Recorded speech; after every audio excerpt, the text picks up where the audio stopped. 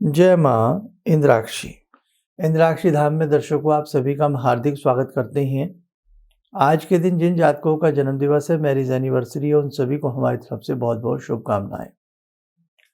आज हम एक विलक्षण विद्या के बारे में आपको बताना चाहते हैं।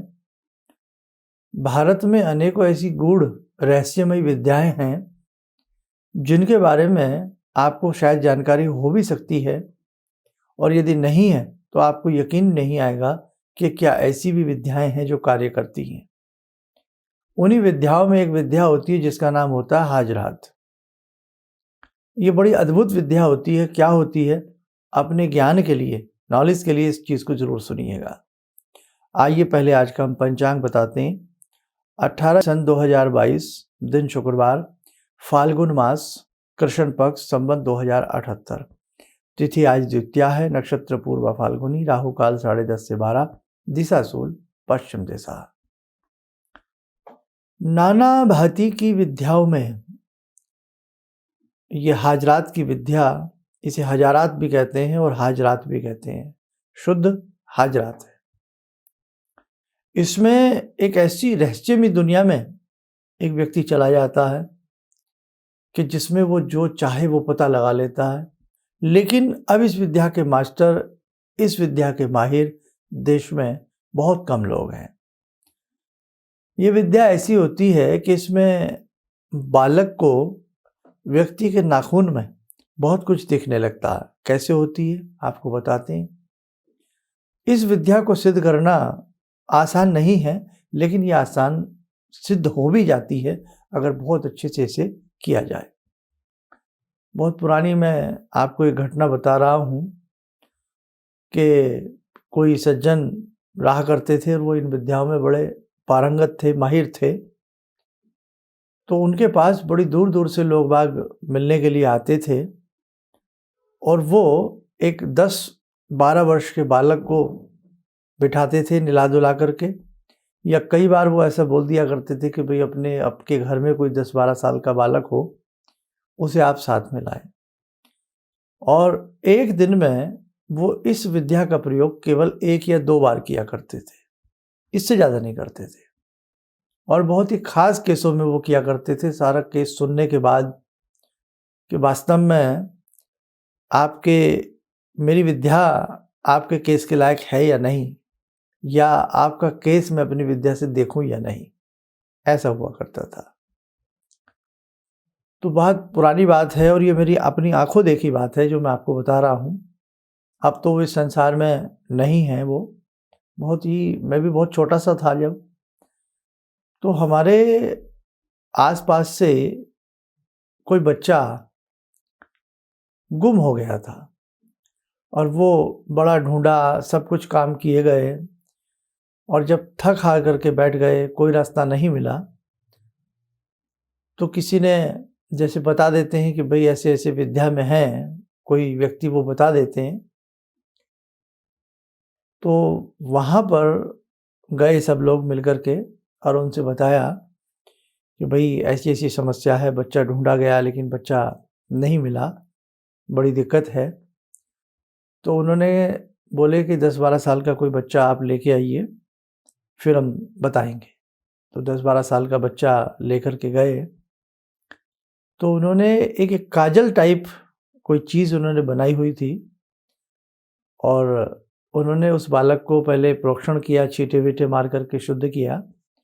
उत्तर की तरफ उस बच्चे को बिठाया गया मुख करके, और उस बच्चे के साइड में दूसरे व्यक्ति के हाथ पर काजल लगा दिया गया। और कई बार मैंने देखा कि बाद में 1-2 बार आना जाना हुआ, तो उस दिन उन्होंने उस बच्चे के हाथों पर ही काजल लगाया। वो लगाया और कुछ अपनी विद्या, मंत्र विद्या बुदबुदाई, और उसके बाद उस बच्चे से कहा कि तुम इन नाखूनों में एक टक देखते रहो। टकटकी लगाए देखे रहे, स्टेयरिंग। वो बोले क्या दिखता है? बोले इसमें भीड़ भाड़ मुझे दिख रही है। बोले अच्छा, अब अपने अंते मन से कहो, अपने मन से कहो कि जहाँ इस नाम का बच्चा है हमें वहाँ ले करके चलो।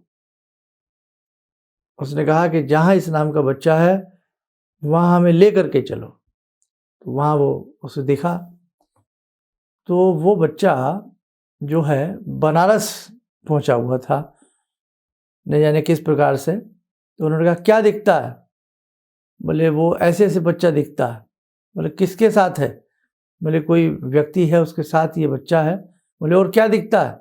बोले यहाँ बहुत पानी दिखता है, गंगा मैया दिखती है, बनारस में है ही। तो उस बच्चे का पता लगा, तो बाद में वो बच्चा खैर मिल गया, वो किसी ने चुराया नहीं था, वो बड़ी एक लंबी बात हो जाएगी यहाँ बताना। तो कहने का भाव कि इतनी ऐसी विद्या जैसे किसी को हम शीशे में देख लें, जैसे आज वीडियो लाइव बात हम किसी से कर लेते हैं, लेकिन वो तो हम उसी से कर पाते हैं जिसका हम फ़ोन मिलाते हैं। लेकिन जिस व्यक्ति को हम जानते नहीं, वो व्यक्ति कहाँ है, क्या कर रहा है, तो वो उसको आप देख सकते हैं चलचित्र की तरह। इस विद्या में और भी बहुत सारी चीज़ें जानी जाती थी। आज भी जिनके पास ये विद्याएं हैं वो बताते हैं कि जैसे किसी का कोई और चीज़ गायब हो जाना, गहना गायब हो जाना, या किसी का कोई ऐसा दुर्भाग्य हो जाना, तो हाजरात के माध्यम से खोई हुई वस्तुएं, खोई हुई व्यक्ति, खोई हुई चीज़ें और गुमशुदा व्यक्ति, और कहने का मतलब कोई व्यक्ति अपने घर में या किस स्थान पर क्या कर रहा है, यहाँ तक भी। और एक वाकया हमने पढ़ा भी था कि ऐसे ही हाजरात में और पूछा गया कि भाई क्या दिखता है, किसी के परिवार के कोई सदस्य बहुत ज़्यादा बीमार हो गए, और वो समय ऐसा था कि संसाधन इतने नहीं थे, पुरानी ही बात है थोड़ी, संसाधन इतने नहीं थे और उसमें एकदम नहीं जाया जा सकता था, और कोई ऐसे फ़ोन वोन की भी बहुत बढ़िया सुविधा नहीं थी, आप जानते ही हैं पहले समय में। और ये बात जो बता रहा हूँ ये भी करीब तकरीबन मैं आपको 40-50 साल पहली बात बता रहा हूँ। तो ये ऐसा भी हमने सुना कि उन्होंने बता दिया कि भाई वो जिनके बारे में आप पूछ रहे हैं वो बहुत बीमार हैं और 2 दिन के बाद उनकी डेथ हो जाएगी, वो मृत्यु हो जाएगी। और कहते हैं वैसा ही हुआ कि वो जब वहाँ उनसे पहुँचे मिलने के लिए तो वो बीमार थे और वास्तव में 2 दिन के बाद उनकी मृत्यु हो गई। तो ये भारत है, यहाँ ऐसी-ऐसी गुह्य विद्याएँ, ऐसी-ऐसी प्राचीन विद्याएँ, और इन विद्याओं का लोप होता जा रहा है। ये विद्याएँ छिपती जा रही हैं। बहुत व्यक्तियों के घर में ऐसे-ऐसे अद्भुत ग्रंथ हैं, आज भी हैं, बड़े चमत्कारिक ग्रंथ हैं, लेकिन उन्हें पढ़ने वाला कोई नहीं है, उन्हें दीमक चाट रही है। हमने पीछे अपना जब पुस्तकालय अपना छोटा-मोटा जैसा भी था, तो उस वक़्त भी हमने कहा कि किसी के पास कोई ऐसी दुर्लभ पांडुलिपियाँ हों, मैन्युस्क्रिप्ट हों, ऐसे कोई दुर्लभ ग्रंथ हों, जो आपके किसी काम के ना हों, आपके यहाँ केवल वो ख़राब हो रहे हों, तो आप हमारे संस्थान में भेज सकते हैं। वो एक बार हमारे पास ऐसे ही मैं भी शायद फ़ारसी में गीता जी का गुटका आया, और बहुत सारी ऐसी चीज़ें हमें लोग भेजते रहते हैं। तो कई बार बड़ी एक बार शाबर मंत्रावली की बहुत प्राचीन पुस्तक हमें किसी ने भेजी, और हमने उसमें देखे कि कुछ शाबर मंत्र, बड़े ही अद्भुत शाबर मंत्र थे उसके अंदर। तो कहने का भाव ये विद्या अब जीवित नहीं है, बताने वाले नहीं रहे, उस टाइप के साधक बहुत कम होते चले गए, इधर अंधविश्वास बहुत फैलता चला गया। तो देखो आज इन विद्याओं को पुनर्जीवित करने की आवश्यकता है। तो मैं तो आपसे कहता हूँ कि आप इन विद्याओं में बहुत आगे बढ़ें, और यदि आपके पास इस प्रकार के कोई दुर्लभ ग्रंथ हैं, पुस्तकें हैं जो आपके काम की नहीं है, तो आप हमारे संस्थान में फ़ोन करके उसका जो भी कोरियर चार्ज है वो हम लोग आपको देंगे। और या कहीं भी जो आपके अपने ऐसे कोई ज्ञानवान आपके आसपास कोई ऐसे लोग रहते हैं, उन्हें ये चीज़ें दीजिए ताकि ज्ञान लुप्त ना हो। ठीक है? तो ये हाजात विद्या है, और ये बहुत काम की विद्या है। इसकी 40 दिन में सिद्धि होती है। कुछ लोग शीशे पर करते हैं, कुछ लोग काजल पर करते हैं, और इसी में से एक विद्या और निकलती है जिसका नाम होता है त्राटक। इसके बारे में भी मैंने बहुत पहले बताया था। तो कभी मौका रहा तो देखो सार्वजनिक रूप पर इन विद्याओं की विधियाँ क्या हैं, इनको कैसे किया जाता है, वो ऐसे नहीं बताया जा सकता। उसका कारण है कि ये विद्याएँ बड़ी गोपनीय हैं और इनमें गलती नहीं होनी चाहिए।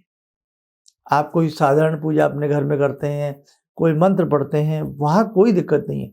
लेकिन कोई इस प्रकार की विद्याएँ जब हम ऐसे ही सुन कर के किसी से करने लग जाएँ, तो वो कई बार रिस्की हो जाती हैं।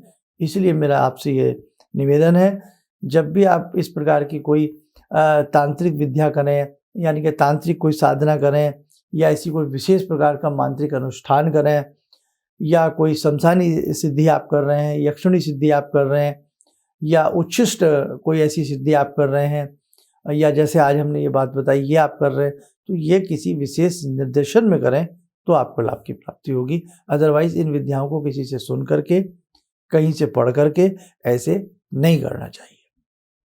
चलिए, अब आज का तो सब्जेक्ट मुझे लगता है हमने बात की है। समय हो चला आज की ध्यानमाला का। आज की ध्यानमाला में आइए जुड़ते हैं भगवान श्री राम से। ओम रामो राजमणि सदा विजयते, रामं रमे संभजे, रामेण विहता निशाचर चमू, रामाय तस्मै नमः।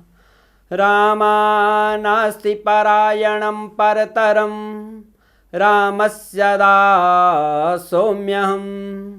रामे चित्तलया सदा भवतु मे, भो राम मामुद्धर। राम रामेति रामेति, रमे रामे मनोरमे, सहस्रनाम तत्तुल्यं, राम नाम वरानने।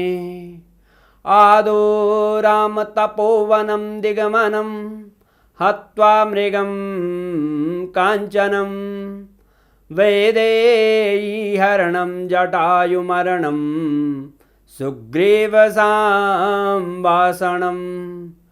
बाले निग्रहणं समुद्रतरणं, लङ्कापुरे दाहनं, पश्चात् रावणकुम्भकर्णहननम्, एतद्धि रामायणम्।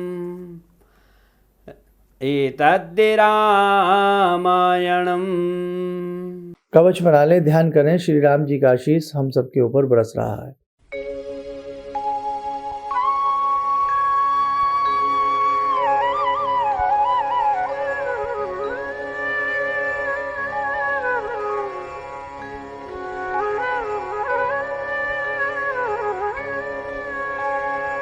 ओम बोलते हुए नेत्र खोलें, सामान्य हो जाएं। देखो साधकों, जिन जिन के विशेष प्रकार के रुद्राक्ष हमारे संस्थान में बनने के लिए आए हुए हैं, जैसे 64 योगिनी रुद्राक्ष बहुत लोगों की मंशा रहती है पहनने की, 114 रहती है, और गौरी शंकर हैं, साथ में आपकी वैदिक जन्म पत्रिका हैं, तो समय समय पर हम सबकी भेजने का प्रयास करते हैं। बस आप धैर्य रखें, आपका ये पेशेंस ही हमारे लिए बहुत होता है। आप स्वस्थ रहें, सुखी रहें, इन शुभकामनाओं के साथ हम अपनी वाणी को विराम देते हैं। जय माँ इंद्राक्षी। हम लोग आपका प्रोग्राम शुरू ही किया था अभी देखना, क्योंकि हम लोग बाहर से अभी सहबाबाद ट्रांसफ़र हुए हैं, तो उसके बाद ऐसे ही एक दिन बैठी हुई थी, मेरी बेटी भी बैठी हुई थी।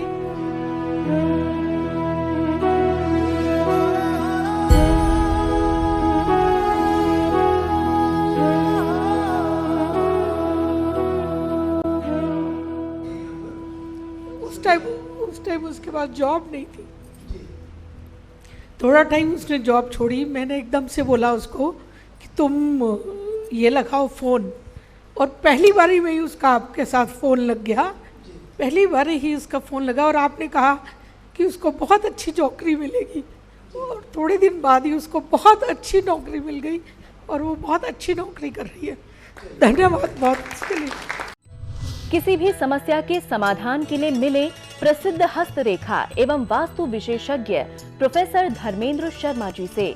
नोट: शिविर में भाग लेने हेतु एवं व्यक्तिगत रूप से मिलने के लिए कॉल करने का समय सुबह 10 बजे से शाम 6 बजे तक। हमारे विभिन्न ज्ञानवर्धक कार्यक्रम देखने के लिए आप हमें अभी सब्सक्राइब करें, बेल आइकन को प्रेस करें ताकि आप देख सकें हमारा कार्यक्रम सबसे पहले। और अधिक जानकारी के लिए फेसबुक पेज को लाइक करना न भूलें।